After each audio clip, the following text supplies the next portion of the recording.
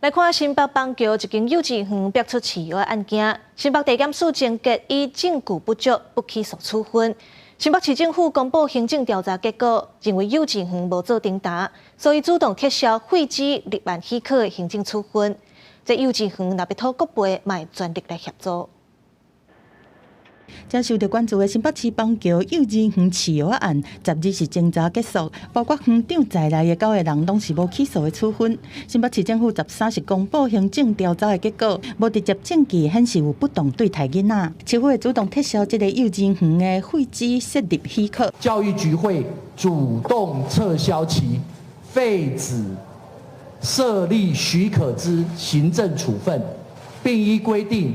主动予以协助。刘明文讲，后壁会依规定主动协助，12嘛已经主动联络这个园所，若园方讲要提出国赔，伊嘛会协助。再去这个幼稚园的何老师嘛，伫国民党立委王宏维的陪同之下开记者会，控诉时代力量的王美君、王婉如未审先判，甲老师的个人资料流出去，互因真艰苦，当含律师建议要提告。几百通的电话，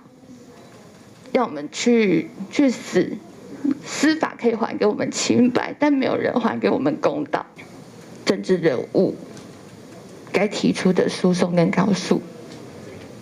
我们会再严拟。不过王婉如回应讲，唔捌漏写过老师的个人资料，呛声讲要告王宏维，但是王宏维讲王美君在面册和王婉如联名打出老师的名单，嘛呛讲要告来告。另外再去新北市记者会后边房啊是大满民代和政治人物对案件各种讲法，佮特别画出讲有讲持毒和轻油罪这讲法，点名副总统赖清德应该替当初的言论回失的。中华民国的副总统彩虹药水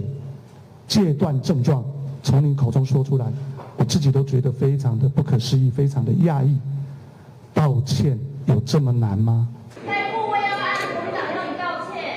针对饲药案，赖清德并无回应，但是民进党发言人张志豪是批评讲，校友义无伫第一时间行政调查，嘛无帮助囡仔和家长检测，才会造成因的惊吓。即马佫继续政治操作，胡白乱讲，民进党是对因表达谴责。记者综合报道。